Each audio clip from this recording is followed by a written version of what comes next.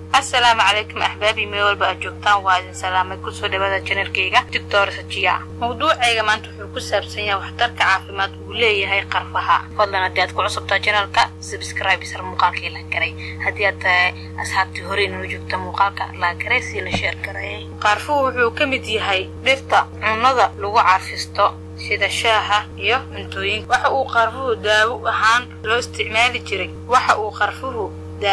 loo isticmaali jiray muddo kumanaan sano ah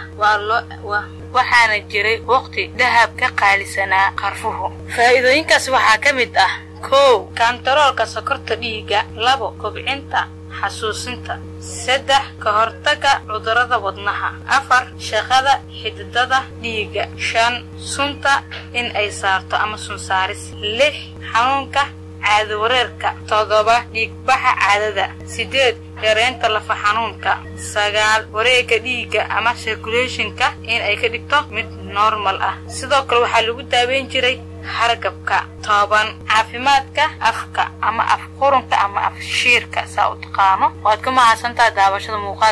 muuqaalka haduu ku cajibiyo fadlan si share garay laagna saar